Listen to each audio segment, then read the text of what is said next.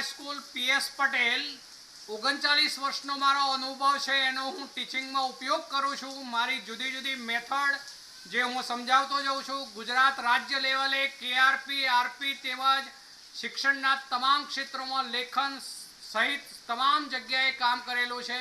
એવા મારા બહોળા અનુભવનો હું ઉપયોગ મારા ટીચિંગ દરમિયાન કરું છું। મારો લાભ અવશ્ય લેજો એવું ખાસ જણાવું છું। મોર્નિંગ ઓલ ફ્રેન્ડ્સ, હવે આજે આપણે વિલોપન પ્રક્રિયાઓ ઉપર જઈએ છીએ। આગળ જોઈ ગયા હતા એ કઈ હતી? વિસ્થાપન। આપણે અત્યારે હેલો આલ્કેન સંયોજનોની વિવિધ પ્રક્રિયાઓ જોઈ રહ્યા છે। એમાં ત્રણ પ્રકારની પ્રક્રિયાઓ આપે। એક લીધી આપણે કેન્દ્રાનુરાગી વિસ્થાપન, જેમાં બે પ્રકારની પ્રક્રિયાઓ લીધી, SN2 દ્વિઆણ્વિક કેન્દ્રાનુરાગી વિસ્થાપન અને SN1 એક આણ્વીય કેન્દ્રાનુરાગી વિસ્થાપન। ચલો હવે બીજી પ્રક્રિયા છે વિલોપન પ્રક્રિયા, એના ઉપર જોઈએ છે। ચલો વિલોપન શબ્દનો અર્થ થાય મિત્રો વિલોપન પ્રક્રિયા।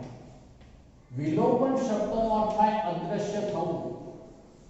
હવે દાખલા તરીકે આવું એક સંયોજન છે, આ હેલોજન છે। ચલો હવે અહીંયા એના ઉપર હાઇડ્રોજન પરમાણુ છે। અહીંયા ગમે તે સમૂહો હોય જોડાયેલા અન્ય અર્થ એવો થશે, પણ આ એક હેલો આલ્કેન છે। હેલો આલ્કેન છે। ચલો આ હેલો આલ્કેનમાં આ X જે છે એ આ કાર્બન પર જોડાયેલો છે। X આ કાર્બન પર, આ કાર્બનને કહેવાશે આલ્ફા કાર્બન। આલ્ફા કાર્બન, ચલો આલ્ફા કાર્બન છે તેનો નજીકનો જે કાર્બન હોય એને કહેવાય બીટા કાર્બન। ચલો બીટા કાર્બન ઉપર હાઇડ્રોજન પરમાણુ હોવો જરૂરી છે। વિલોપન પ્રક્રિયા માટેની આ પહેલી શરત થશે કે બીટા કાર્બન ઉપર હાઇડ્રોજન પરમાણુ હોવો જરૂરી છે। બરોબર ધ્યાન રાખજો મિત્રો। ફરીથી એકવાર બોલું છું, આ જુઓ તો આ કાર્બન, એના ઉપર હેલોજન રહેલો છે। હેલોજન ધરાવતા કાર્બન પરમાણુને આલ્ફા કાર્બન કહીશું। તેનું નજીકનો જે કાર્બન હોય પાડોશી તેને બીટા કાર્બન કહેવાશે। બીટા કાર્બન ઉપર હાઇડ્રોજન હોવો જરૂરી છે જ, ત્યારે જ બીટા કાર્બન પર હાઇડ્રોજન હોવો જરૂરી છે। આ પહેલી શરત વિલોપન પ્રક્રિયા માટે। હવે જ્યારે આની પ્રક્રિયા આલ્કોહોલમાં દ્રાવ્ય કરેલ પોટેશિયમ હાઇડ્રોક્સાઇડ કેવો H, શામાં દ્રાવ્ય કરેલ હોય તો આલ્કોહોલમાં। આલ્કોહોલમાં દ્રાવ્ય કરેલ પોટેશિયમ હાઇડ્રોક્સાઇડ એટલે પોટેશિયમ હાઇડ્રોક્સાઇડ પોતે બેઝ થયો મિત્રો। પોટેશિયમ હાઇડ્રોક્સાઇડ એ બેઝ છે। ચલો એમાંથી B- બને। B- બને એટલે કે બીજી રીતે કહીએ તો KOH હોય તો એમાંથી OH- બન્યો, અર્થ એવો થશે। તો આ B- બને। એ B- સાથે હવે આ B- જે છે તે એ આ જે CH બંધ છે એના ઉપર આક્રમણ કરશે। આ જે છે તે આ CH બંધ ઉપર અહીંયા આક્રમણ કરે છે, જેને કારણે હવે આ જે બંધ છે, હું આ બીટા આ બાજુ લખી દઉં છું, ધ્યાન રાખજો, બીટાને આ બાજુ લખી દઉં। ચલો તો હવે આ જે CH બંધ જે છે એ બંધના બંને ઇલેક્ટ્રોન જે છે અહીંયા વિસ્થાપન પામે છે। બંધના બંને ઇલેક્ટ્રોન અહીંયા શિફ્ટ પામે છે એવું કહીશું। ચલો એ જ વખતે આ C સાથેનો X નો જે બંધ છે એ બંધ તૂટે છે અને એના બંને ઇલેક્ટ્રોન X લઈ X હેલાઇડ આયન તરીકે દૂર થઈ જશે। પણ ત્યારે આવું બનવાનું મિત્રો, આ પ્રક્રિયા દરમિયાન આવું બનશે તો એક તો આ C જે આલ્ફા અને બીટા કાર્બન છે એની વચ્ચે ડબલ બોન્ડ રચાશે, ડબલ બોન્ડ।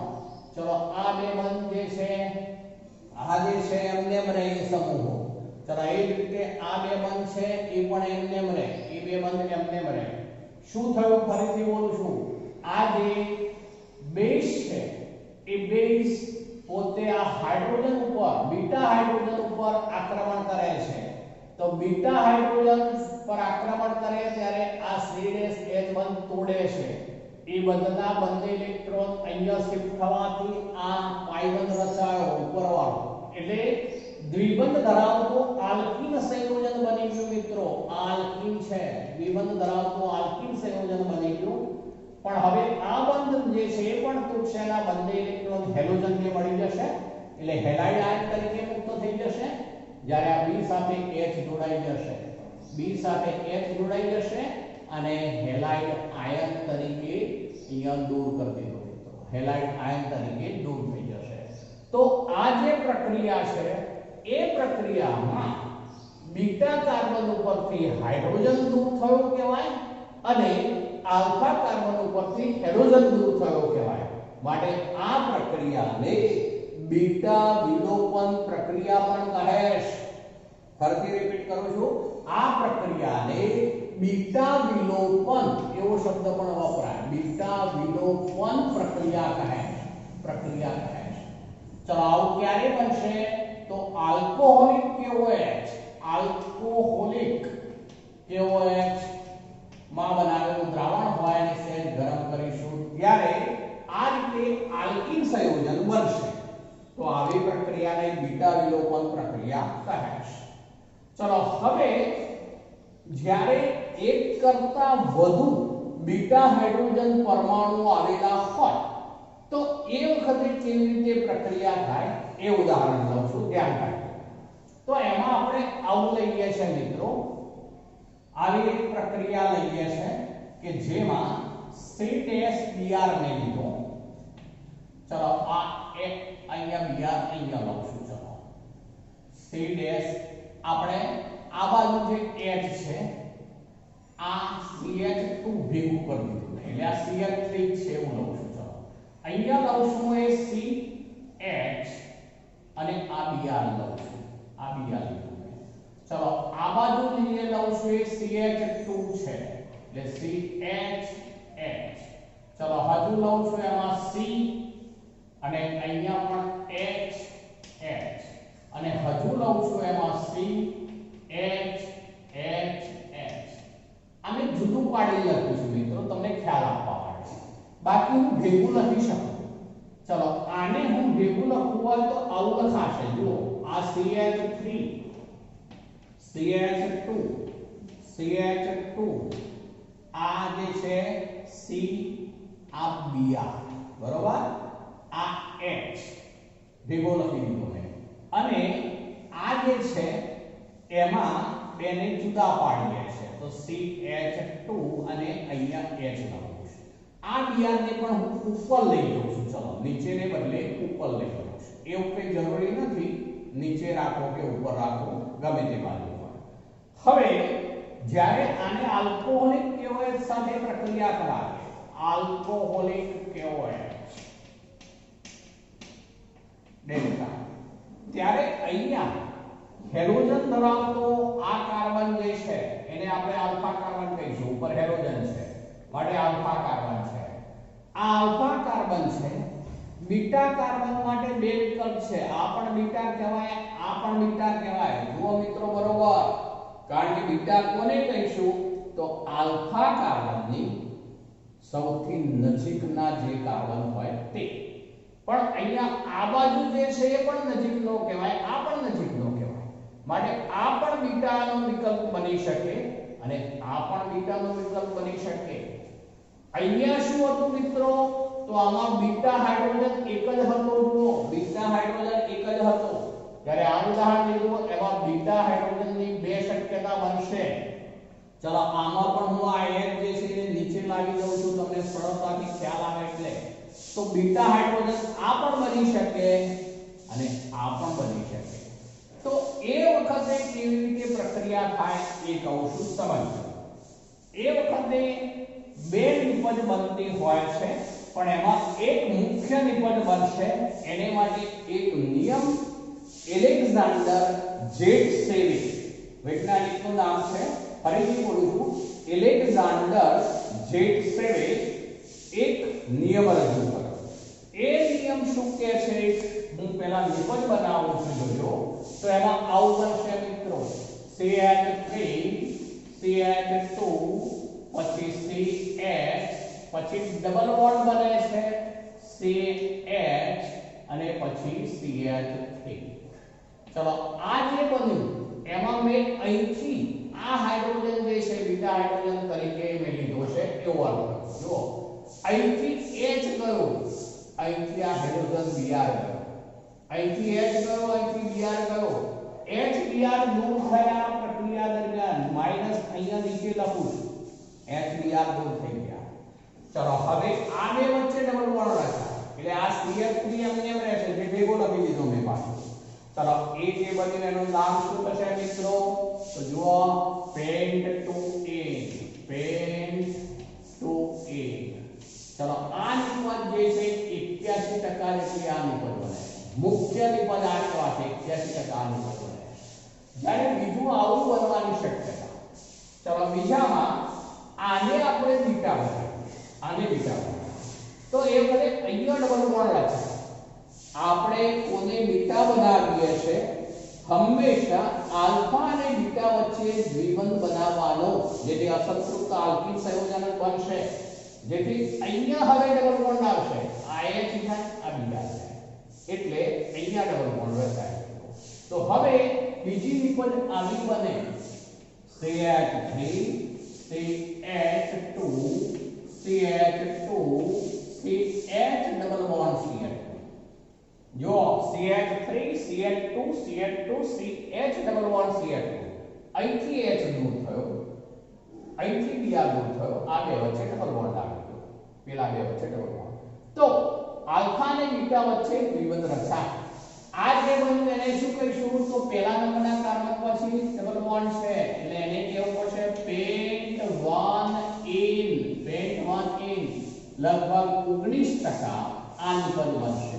એટલે એનો અર્થ એવો થયો કે જ્યારે બીટા હાઇડ્રોજન પરમાણુની શક્યતા એક કરતા વધુ હોય ત્યારે એલેક્ઝાન્ડર જેટસેવ એવો નિયમ આપ્યો કે એમાં નિપજ એવી બનશે કે જેમાં દ્વિબંધ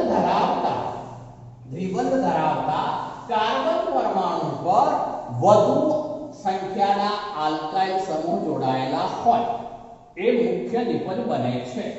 ફરીથી બોલું છું, જે વૈજ્ઞાનિક છે એલેક્ઝાન્ડર જેટસેવે એને એવો નિયમ રજૂ કર્યો કે જ્યારે એક કરતા વધુ બીટા હાઇડ્રોજન પરમાણુની શક્યતા હોય ત્યારે તેવા સંયોજનોની આલ્કોહોલિક તેઓએચ સાથે જે વિલોપન પ્રક્રિયા થાય ત્યારે મુખ્ય નિપજ જે બે કાર્બન પરમાણુ વચ્ચે દ્વિબંધ રચાયેલો હોય તેમની સાથે વધુ આલ્કાઇલ સમૂહ જોડાયેલા હોય તે જ મુખ્ય નિપજ બને છે. હવે સમજાવું છું. જુઓ આપણે આ દ્વિબંધ વાળો કાર્બન એક આ રહ્યો તો એની સાથે આલ્કાઇલ સમૂહ આ છે, આલ્કાઇલ સમૂહ. ચલો દ્વિબંધ ધરાવતો બીજો કાર્બન આ છે તો એમાં બીજો આલ્કાઇલ સમૂહ છે, એટલે બંને બાજુ આલ્કાઇલ સમૂહ છે. જ્યારે આની અંદર આપણે લઈએ તો દ્વિબંધ વાળા આ કાર્બન સાથે આલ્કાઇલ સમૂહ નથી, બંને હાઇડ્રોજન જ છે. જુઓ દ્વિબંધ ધરાવતા આ કાર્બન સાથે આલ્કાઇલ સમૂહ નથી, દ્વિબંધ ધરાવતા આ કાર્બન સાથે આલ્કાઇલ સમૂહ છે. તો આ એક જ દિશામાં આલ્કાઇલ સમૂહ છે, બીજી દિશામાં નથી. જ્યારે આમાં દ્વિબંધ ધરાવતા જે C ડબલ બોન્ડ C વાળા કાર્બન સાથે વધુ સંખ્યાના આલ્કાઇલ સમૂહ હોય તેવી વિલોપન પ્રક્રિયા મુખ્ય નિપજ તરીકે મળે છે. ફરીથી એકવાર બોલું છું, જે આલ્કાઇલ હેલાઇડ સંયોજનોમાં બીટા હાઇડ્રોજન પરમાણુની શક્યતા એક કરતા વધુ હોય ત્યારે તેની વિલોપન પ્રક્રિયાઓ દરમિયાન જે C ડબલ બોન્ડ C ધરાવતા કાર્બન હોય તેમની સાથે વધુ સંખ્યાના આલ્કાઇલ સમૂહ જોડાયેલા હોય તેવી મુખ્ય નિપજ બને છે. જેમ કે આપણે આ લીધું છે શું છે તો 2 બ્રોમોપેન્ટેન છે 2 બ્રોમોપેન્ટેન ચલો 2 બ્રોમોપેન્ટેન છે ત્યારે આલ્કોહોલિક KOH સાથે ગરમ કરવાથી બીટા વિલોપન પ્રક્રિયા થશે ત્યારે આલ્ફા અને બીટા ગણીએ આપણે આ બીટા હાઇડ્રોજન તો આ આલ્ફા અને બીટા કાર્બન વચ્ચે જીવન રચાયો માટે પેન્ટોએટ મુખ્ય નિપજ 81% પણ જો આને આપણે બીટા હાઇડ્રોજન ગણીએ તો આ બીટા કાર્બન તો આલ્ફા અને બીટા વચ્ચે ડબલ બોન્ડ રચાય તો એ બધે પેન્ટ 1 ઇન બને પણ તેનું પ્રમાણ માત્ર 19% છે આ નિયમ ખૂબ અગત્યનો છે મિત્રો આ ઉદાહરણ એવું કંઈ નહીં જુદા જુદા ઉદાહરણો બનાવી શકશે આપણે તો શું વિચારવાનું બીટા હાઇડ્રોજન પરમાણુની શક્યતા 1 કરતાં વધુ હોય ત્યારે થતી વિલોપન પ્રક્રિયા દરમિયાન દ્વિબંધ ધરાવતા કાર્બન પરમાણુઓ ઉપર વધુ સંખ્યાના આલ્કાઇલ સમૂહ આવેલા હોય તે મુખ્ય નિપજ બને છે ચલો વિલોપન પ્રક્રિયામાં બીટા વિલોપન પ્રક્રિયાની વાત કરી આપણે અહીંયા મિત્રો આપણે બે ટાઈપની પ્રક્રિયાઓ અત્યાર સુધી જોઈ ગયા એક જોઈ જે ગઈકાલે એમાં આપણે વિસ્થાપન પ્રક્રિયાઓ જોઈ ગયા હતા અને આ વિલોપન પ્રક્રિયાઓ છે હવે જ્યારે બીટા હાઇડ્રોજન પરમાણુ આવેલો હોય તેવા આલ્કાઇલ હેલાઇડ સંયોજનોની બીટા હાઇડ્રોજન પરમાણુ આવેલો હોય તેવા આલ્કાઇલ હેલાઇડ સંયોજનોની જ્યારે કોઈ બેઝ જે કેન્દ્રાનુરાગી અથવા કેન્દ્રાનુરાગી પ્રક્રિયક કહેવાશે એની સાથે જ્યારે પ્રક્રિયા થાય છે ત્યારે બે પ્રક્રિયાઓ વચ્ચે સ્પર્ધા થાય છે એટલે હું હવે એને અલગ પાડું છું ધ્યાન રાખજો અલગ પાડું છું નોંધ તરીકે વાત કરું છું હવે તો એમાં આપણે ફરીથી બોલું છું જ્યારે બીટા હાઇડ્રોજન પરમાણુ ધરાવતા આલ્કાઇલ હેલાઇડની જ્યારે કોઈ બેઝ અથવા કેન્દ્રાનુરાગી પ્રક્રિયા સાથે પ્રક્રિયા થતી હોય ત્યારે બે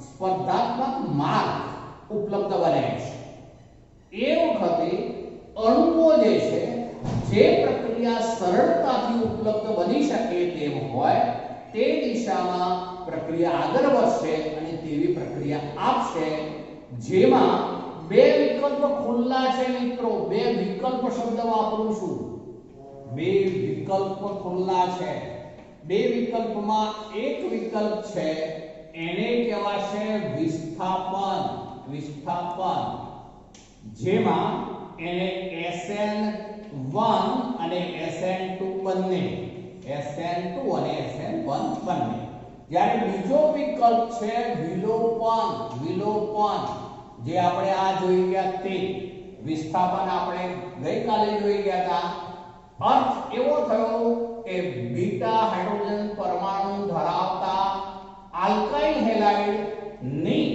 જ્યારે બેઝ અથવા કેન્દ્રાનુરાગી પ્રક્રિયક સાથે પ્રક્રિયા થાય ત્યારે બે સ્પર્ધાત્મક વિકલ્પ ઉપલબ્ધ છે બે સ્પર્ધાત્મક વિકલ્પ ઉપલબ્ધ છે જેમાં એક વિસ્થાપન કહેવાશે જેમાં SN2 SN1 હોય અને બીજું છે વિલોપન એવા થશે મિત્રો હવે જેમાં અણુઓ સરળતાથી પ્રક્રિયકોનું નિપજમાં રૂપાંતર કરી શકતા હોય એવી પ્રક્રિયા થશે પણ એવી પ્રક્રિયાનો આધાર શાની ઉપર રહેલો છે એ બાબત ઉપર જઈએ છે તો આ બે પૈકી કઈ પ્રક્રિયા થશે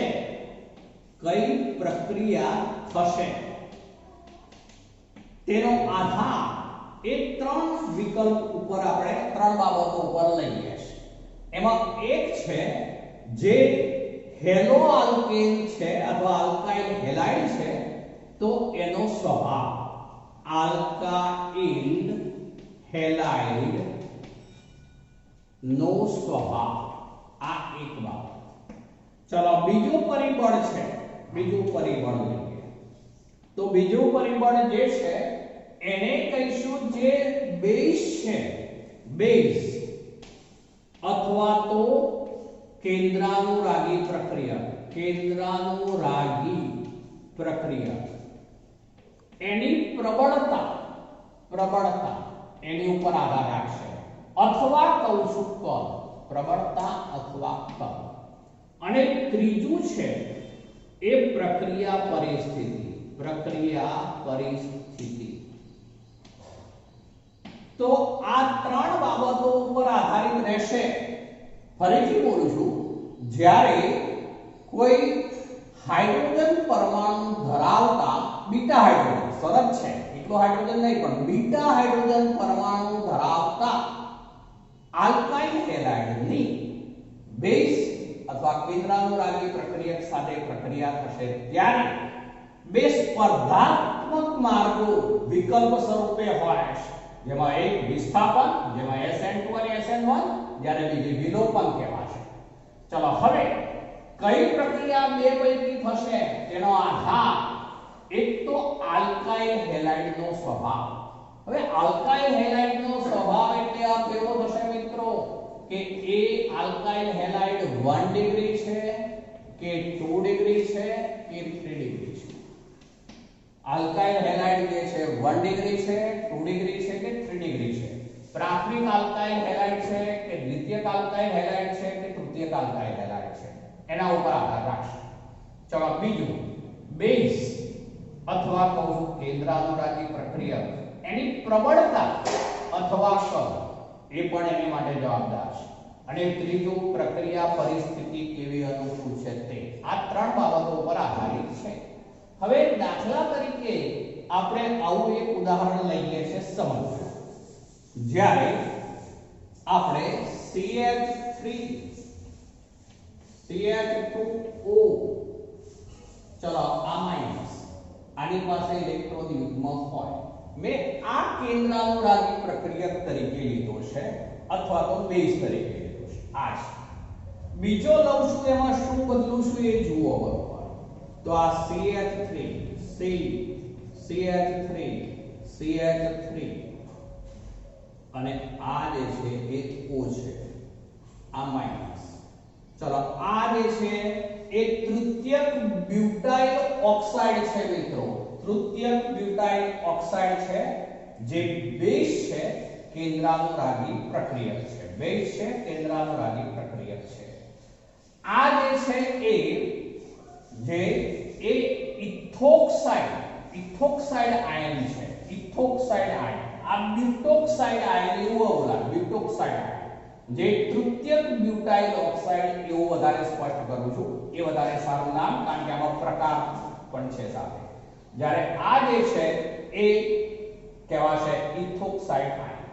તો આનું કદ નાનું છે મિત્રો, જ્યારે આનું કદ મોટું છે. જો કદ મોટું છે. હવે આનું કદ મોટું છે જેને કારણે આવું બનવાનું, એની પ્રક્રિયા જ્યારે આપણે કોઈ આવા સંયોજન સાથે કરાવીએ છીએ, આપણે બોક્સમાં આવું ફિગર સ્વરૂપે આપેલું છે, જુઓ બરોબર, ફિગર સ્વરૂપે આપેલું છે મિત્રો. આ કાર્બન છે, એની સાથે આ બાજુ પણ કાર્બન જોડાયેલો છે, આ બાજુ પણ કાર્બન જોડાયેલો છે. ચલો હવે એ દરેક કાર્બન જે આજુબાજુ છે એમની સાથે અન્ય પરમાણુઓને સમૂહો જોડાયેલા છે. ચલો અહીંયા જે છે આ બાજુ એ આપણે બ્રોમિન જોડાયેલો છે એવું કહું છું, બ્રોમિન જોડાયેલો છે. આ Br છે, મેં સ્પષ્ટ લખી દીધું Br છે. ચલો એની આ બાજુ જે છે એ હાઇડ્રોજન હશે, આ હાઇડ્રોજન છે. ચલો આની સાથે પણ 3 હાઇડ્રોજન હોવાના, આની સાથે પણ 3 હાઇડ્રોજન હોવાના. આ એક, ચલો પછી આ બાજુ બીજું અને આ બાજુ ત્રીજું. આ શું છે ધ્યાન રાખજો, આ જે છે કાર્બન છે, આ કાર્બન છે, આ પણ કાર્બન છે, આ પણ કાર્બન છે. આ કાર્બન સાથે પણ 3 હાઇડ્રોજન આપણે જોડીએ છીએ. ચલો એક હાઇડ્રોજન આ બાજુ છે, ચલો બીજો હાઇડ્રોજન જે છે હું અહીંયા લઉં છું, અને ત્રીજો હાઇડ્રોજન જે છે એ આપણે આ બાજુ લઈએ છીએ, આ હાઇડ્રોજન છે. ચલો અહીંયા આ હાઇડ્રોજન એ બીટા હાઇડ્રોજન તરીકે હું નક્કી કરું છું. આમ તો આ બધા જ બીટા હાઇડ્રોજન છે, આ પણ બધા બીટા હાઇડ્રોજન છે. કેમ? તો હાઇડ્રોજન ધરાવતો કાર્બન તેની નજીકના કાર્બન ઉપરનો હાઇડ્રોજન એટલે શું કહેવાશે? Beta hydrogen. આ બીટા હાઇડ્રોજન છે મિત્રો. હવે જ્યારે આ જે છે બેઝ અથવા તો કહેવાશે કેન્દ્રાનુરાગી પ્રક્રિયક જ છે મિત્રો. આ જુઓ એની પાસે ઇલેક્ટ્રોન યુગ્મ છે અને ઋણ ચાર્જ છે એટલે આ ન્યુક્લિયોફાઇલ પ્રક્રિયક જ છે આમ તો હવે જ્યારે એ આની ઉપર આક્રમણ કરવાનો પ્રયત્ન કરશે ત્યારે આ મોટા કદનો હોવાથી, એવો શબ્દ વાપરું છું, મોટા કદનો હોવાથી, આના કરતા તો આનું કદ મોટું છે, જો મોટા કદનો હોવાથી જ્યારે તે આની ઉપર આક્રમણ કરવા પ્રયત્ન કરશે ત્યારે અવકાશીય અવરોધ નડશે. એ અવરોધને કારણે આ જે છે એ વિલોપન પ્રક્રિયા આપશે. કઈ પ્રક્રિયા આપે? આ તો હું શબ્દ વાપરું છું વિલોપન. તો આ વિલોપન પ્રક્રિયા આપે, આ વિલોપન પ્રક્રિયા આપે. પણ હવે તેને બદલે આનું કદ નાનું છે. માનો કે એની વાત કરીએ છે આપણે, તો આ જે છે કાર્બન, એની સાથે આ અન્ય કાર્બન, ચલો એની સાથે આ પણ બીજો કાર્બન, ચલો આ કાર્બન સાથે એક હાઇડ્રોજન, ચલો આની સાથે એક બીઆર, ચલો પછી આની સાથે 3H, ચલો આની સાથે પણ 3H. આ જ્યારે આની ઉપર આક્રમણ કરે ત્યારે આનું કદ નાનું છે. આ જે આપણે બેઝ લીધો છે એ બેઝ અથવા કેન્દ્રાનુરાગી પ્રક્રિયકનું કદ નાનું છે. કદ જવાબદાર છે એને માટે. જુઓ બેઝ અથવા કેન્દ્રાનુરાગી પ્રક્રિયકની પ્રવણતા અથવા કદ, તો આનું કદ નાનું છે માટે આ પ્રક્રિયા જે છે એ વિસ્થાપન થાય છે. એ વખતે વિસ્થાપન પ્રક્રિયા થાય છે. તો આ બે વચ્ચેનો મેં ડિફરન્સ સમજાવી દીધો ફિગર ઉપરથી. જે બેઝ કેન્દ્રાનુરાગી પ્રક્રિયક આ મોટા કદનો છે માટે આના ઉપર આક્રમણ કરે ત્યારે અવકાશીય અવરોધ વધશે, જેને કારણે એ હાઇડ્રોજન પરમાણુ, બીટા હાઇડ્રોજન પરમાણુને દૂર કરવાનું પસંદ કરે છે, જેથી ત્યારે બીટા વિલોપન પ્રક્રિયા થશે. પણ જ્યારે આ બેઝ કેન્દ્રાનુરાગી પ્રક્રિયકનું કદ નાનું હોય ત્યારે વિસ્થાપન પ્રક્રિયા થશે. આગળ બોલું છું, પ્રક્રિયા પરિસ્થિતિ એવી હોય કે જેને કારણે આલ્કાઇલ હેલાઇડ જે છે એ પ્રાથમિક આલ્કાઇલ હેલાઇડ હોય. હવે એવો શબ્દ વાપરું છું, પ્રાથમિક આલ્કાઇલ હેલાઇડ. પ્રાથમિક આલ્કાઇલ હેલાઇડ હોય તો તે વખતે કયા શબ્દો વાપરું છું ધ્યાન રાખજો. પ્રાથમિક આલ્કાઇલ હેલાઇડ, પ્રાથમિક આલ્કાઇલ હેલાઇડ હોય ત્યારે તે SN2 પ્રક્રિયા, જે વિસ્થાપન પ્રક્રિયા છે, ત્યારે તે SN2 પ્રક્રિયા વધુ પસંદ કરે છે. SN2 પ્રક્રિયા જે બે વિકલ્પ ખુલ્લા હોય પણ પ્રાથમિક આલ્કાઇલ હેલાઇડ હોય તો એ વખતે SN2 પ્રક્રિયા એ પસંદ કરશે. એને બદલે દ્વિતીયક આલ્કાઇલ હેલાઇડ લઈએ. દ્વિતીયક આલ્કાઇલ હેલાઇડ હોય ત્યારે મિત્રો દ્વિતીયક આલ્કાઇલ હેલાઇડમાં જે બેઝ અને કેન્દ્રાનુરાગી પ્રક્રિયક છે એનું કદ કેવું છે એ પરિબળ પણ અગત્યનું ઉમેરાય છે, જેને કારણે તેમાં બે વિકલ્પો બને છે. એ વિકલ્પમાં એક SN2 પ્રક્રિયા પણ હોઈ શકે અથવા શબ્દ વાપરું છું તે વિલોપન પ્રક્રિયા પણ હોઈ શકે. વિલોપન એટલે આ વિસ્થાપન થઈ SN2 વિસ્થાપન વિસ્થાપન SN2 હોઈ શકે અથવા વિલોપન હોઈ શકે દ્વિતીયક આલ્કાઇલ હેલાઇડ વખતે. પણ જો તૃતીયક આલ્કાઇલ હેલાઇડ હોય, તૃતીયક આલ્કાઇલ હેલાઇડ, તો એ વખતે વિસ્થાપન પ્રક્રિયા તરીકે SN1 SN1 અથવા તો વિલોપન બે વિકલ્પ પસંદ કરે છે. જો હવે પ્રાથમિક આલ્કાઇલ હોય, આલ્કાઇલ હેલાઇડ, તો SN2 થાય, એ વખતે બીજો વિકલ્પ નહીં મળે. દ્વિતીયક આલ્કાઇલ હેલાઇડ અને તૃતીયક આલ્કાઇલ હેલાઇડમાં બે વિકલ્પ બને છે. તો એ વખતે જે છે એમાં એક તો આ પરિબળ જુઓ, એમાં આ પરિબળ આપણે છણાવટ કરી રહ્યા છે આલ્કાઇલ હેલાઇડનો સ્વભાવ. જ્યારે દ્વિતીયક આલ્કાઇલ હેલાઇડ હોય ત્યારે બેઝ અથવા કેન્દ્રાનુરાગી પ્રક્રિયક જે છે, આ દ્વિતીયક છે, આ બંને જુઓ બરોબર, હેલોજન ધરાવતો કાર્બન પરમાણુ જે છે એ અન્ય બે કાર્બનને જોડાયેલો છે. આ પણ દ્વિતીયક હેલાઇડ છે, આ પણ દ્વિતીયક હેલાઇડ છે. 2 બ્રોમો પ્રોપેન છે બંને. આ પણ 2 બ્રોમો પ્રોપેન છે, પેલો પણ 2 બ્રોમો પ્રોપેન છે. 2 બ્રોમો પ્રોપેન. તો બંને દ્વિતીયક હેલાઇડ છે. તો એ વખતે બે વિકલ્પ શક્ય છે. SN2 પણ થઈ શકે ને વિલોપન પણ થઈ શકે. જો આવો નાના કદનો હશે બેઝ તો કઈ પ્રક્રિયા થવાની? તો SN2, કે ભલે SN2 થશે મિત્રો. પણ જો આવો મોટા કદનો બેઝ હશે તો એ વખતે કઈ પ્રક્રિયા થવાની? તો વિલોપન થવાની. જુઓ, વિલોપન પ્રક્રિયા થવાની. એટલે એનો અર્થ એવો થયો કે આ બીજું પરિબળ પણ એનો અસર કરતા છે, કદ પર આધાર રાખે છે. દ્વિતીયક આલ્કાઇલ હેલાઇડ માટે બંને વિકલ્પ ખુલ્લા છે. તૃતીયક આલ્કાઇલ હેલાઇડ હોય ત્યારે પણ બે વિકલ્પ બને છે. એ વખતે પણ કયા બે વિકલ્પ છે? તો વિસ્થાપન પ્રક્રિયાની દ્રષ્ટિએ SN1 થશે અથવા તો પછી વિલોપન થશે. તો આ બે વિકલ્પની મેં વધુ વિસ્તૃત રીતે આ છણાવટ કરી છે. બરોબર ધ્યાન રાખવાનું, આ પરિબળો કયા છે તે આ બે ઉદાહરણ સમજવાના છે વ્યવસ્થિત. એના ઉપર જ નિબંધનો આધાર રહેશે. આની ઉપર આધારિત ઘણા બધા ઓબ્જેક્ટિવ પ્રશ્નો બનશે મિત્રો, એટલે વ્યવસ્થિત તૈયાર કરવાનું. આ વ્યવસ્થિત તૈયાર કરીશું. આ વિલોપન પ્રક્રિયા, આ વિસ્થાપન અને વિલોપન બે પૈકી કયો વિકલ્પ ક્યારે બનશે તે લીધું મિત્રો.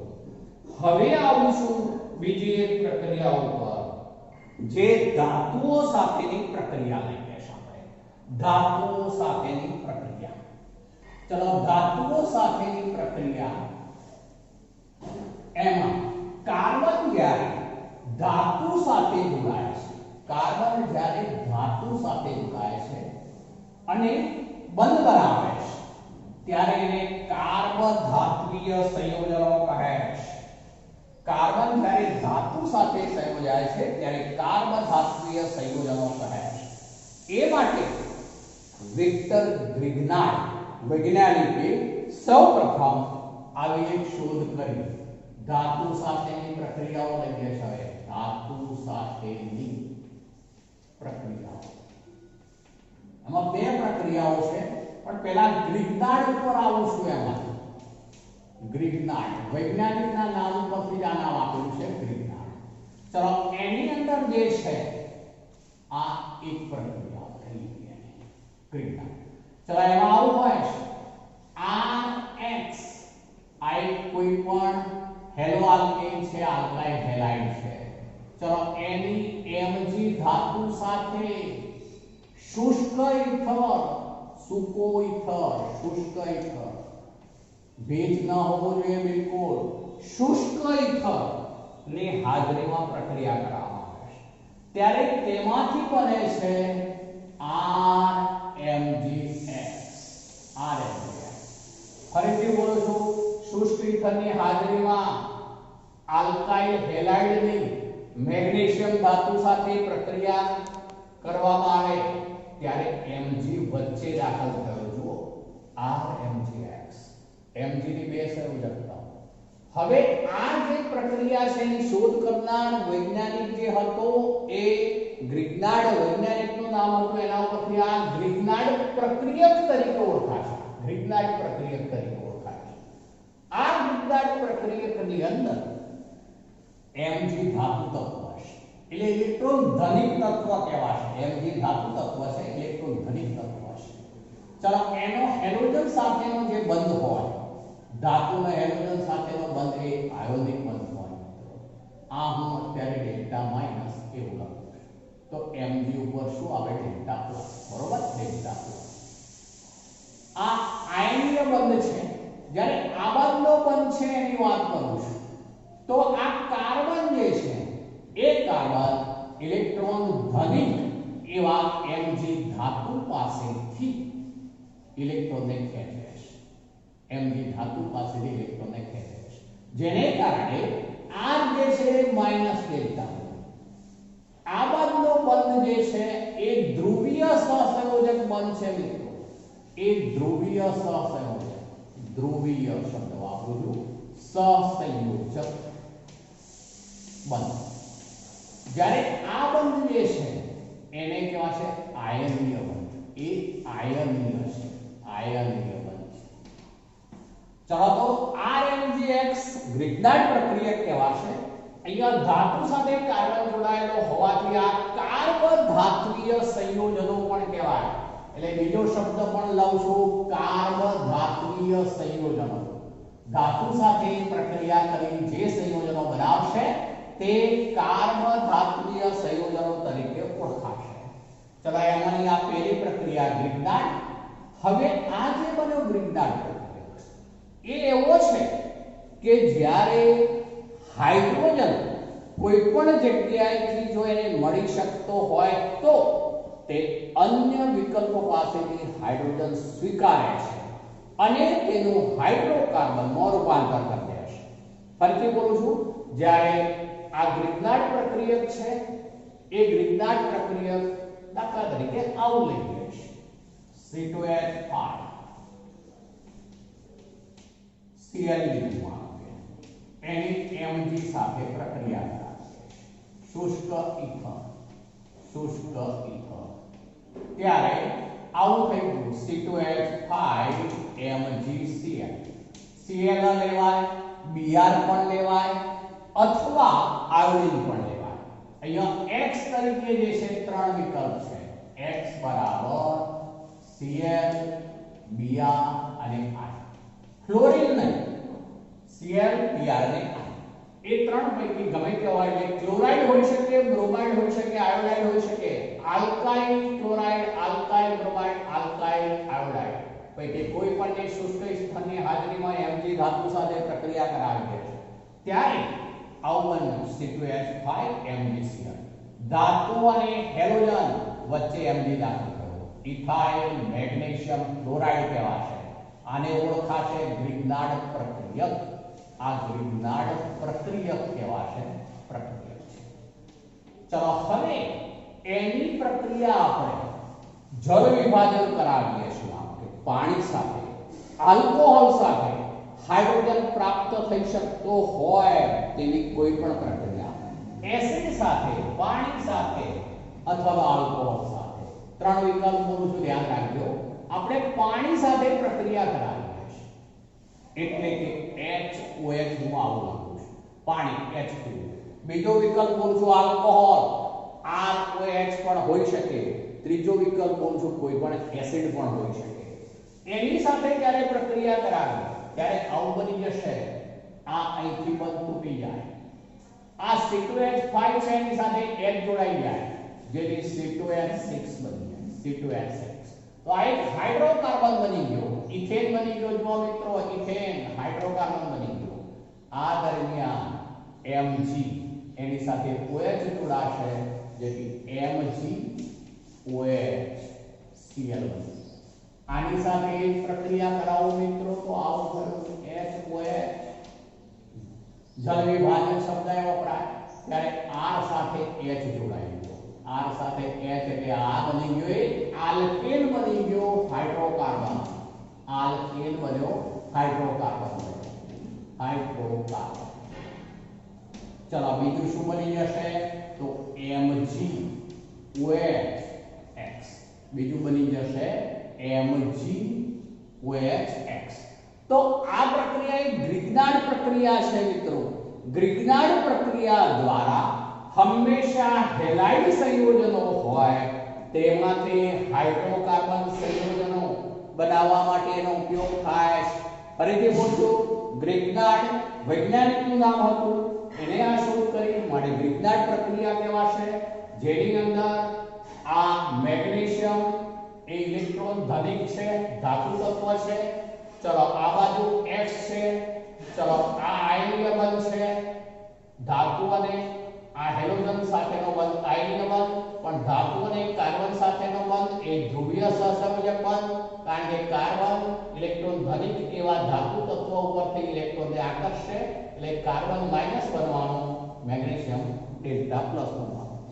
હવે એને કારણે આ કાર્બન ધાત્વીય સંયોજન, કાર્બન અને ધાતુ વચ્ચેનો બંધ એટલે કાર્બન ધાત્વીય સંયોજનો કહેવાશે। હવે તેને હાઇડ્રોજન પ્રત્યે વધુ આકર્ષણ હોય છે, જેથી જ્યાંથી હાઇડ્રોજન મળવાનો વિકલ્પ હોય તેની સાથે ઝડપથી પ્રક્રિયા કરી દેશે, જેને કારણે અહીંયા શુષ્ક ઇથરની હાજરી જરૂરી છે મિત્રો। શુષ્ક ઇથરની હાજરી, આ હાઇડ્રોજન OH HOH એટલે પાણી સાથેની પ્રક્રિયા, કાં તો આલ્કોહોલ કાં તો એસિડ સાથેની પ્રક્રિયાથી આવું બની જવાનું C2H થાય, એની સાથે H જોડાયો એટલે C2H6 બની ગયો મિત્રો। આમાં OH જોડાયું એટલે MgOH Cl, પેલાની જેમ હાઇડ્રોકાર્બન સંયોજનો બને છે। આમાં ધાતુ સાથેની પ્રક્રિયામાં બીજી એક પ્રક્રિયા 11માં આવી ગઈ છે, યાદ કરી લો, વુડ્સ પ્રક્રિયા। વુડ્સ પ્રક્રિયા, ચલો વુડ્સ પ્રક્રિયા જે છે એકદમ સરળ છે મિત્રો। RH કોઈ પણ આલ્કાઇલ હેલાઇડ છે, ચલો એની સોડિયમ ધાતુ સાથે પ્રક્રિયા કરાવીએ છે, એની ધાતુ સાથે ટ્વાઇસ એને એવું લઉં છું, આ ટ્વાઇસ લઈ લઉં છું। હવે જ્યારે શુષ્ક ઇથરની હાજરીમાં, શુષ્ક ઇથર એની હાજરીમાં દાણાદાર સોડિયમ એટલે નાના નાના ટુકડા સ્વરૂપે સોડિયમ હોય તેની સાથે પ્રક્રિયા કરાવીએ ત્યારે ટ્વાઇસ Na અને આ 2x એટલે ટ્વાઇસ NaX દૂર થઈ જાય, ટ્વાઇસ NaX। પણ ત્યારે આ R બીજા R સાથે જોડાઈ જાય એટલે R' બમણા કાર્બન ધરાવતો હાઇડ્રોકાર્બન બને મિત્રો। આ પણ હાઇડ્રોકાર્બન છે, બમણા કાર્બન ધરાવતો હાઇડ્રોકાર્બન બન્યો। દાખલા તરીકે આપણે આવું લઈએ છે C2H5Br, 11માં આવી ગયું છે, યાદ કરી લો, ટ્વાઇસ Na, શુષ્ક ઇથર, શુષ્ક ઇથર। ત્યારે 2 Na અને 2 Br, આ ટ્વાઇસ વડે લેવા પડશે, 2 Na અને 2 Br એટલે ટ્વાઇસ Na Br બની જશે મિત્રો। ત્યારે બંને C2H5 ગ્રુપ એકબીજા સાથે જોડાઈ જાય, અહીંયા ટ્વાઇસ C2H5 ન લખાય, ધ્યાન રાખજો, એક C2H5 ગ્રુપ બીજા C2H5 સાથે જોડાઈ જાય। તમે આમ લખ્યું એટલે આ શું કયો, આવો વિસ્તૃત સૂત્ર લખી દો તો CH3 CH2 CH2 CH3 છે મિત્રો। આ C2H5 આ C2H5 આ બંધ બનાવીને જોડાઈ જશે, જેથી શું બની જવાનું તો નોર્મલ બ્યુટેન બન્યું મિત્રો। બ્યુટેન બન્યું। મૂળ હેલાઇડમાં 2 કાર્બન હતા, મૂળ હેલાઇડમાં 2 કાર્બન હતા, જે હાઇડ્રોકાર્બન બન્યો એ 4 કાર્બન વાળો બન્યો। આમ વુડ્સ પ્રક્રિયા દ્વારા બમણા કાર્બન ધરાવતો હાઇડ્રોકાર્બન બને છે, ક્યારે શુષ્ક ઇથરની હાજરીમાં દાણાદાર સોડિયમ એટલે સોડિયમના નાના નાના ટુકડા હોય, આ પણ ધાતુ તત્વ છે, એની સાથે કોઈ પણ આલ્કાઇલ હેલાઇડની પ્રક્રિયા કરવામાં આવે ત્યારે આના 2 અણુ આલ્કાઇલ હેલાઇડના 2 સોડિયમ સાથે જોડાઈ બમણા કાર્બન ધરાવતો હાઇડ્રોકાર્બન બને છે, ત્યારે સોડિયમ હેલાઇડ દૂર થશે। આ પ્રક્રિયાને વુડ્સ પ્રક્રિયા કહે છે। મિત્રો આજે આટલે સુધી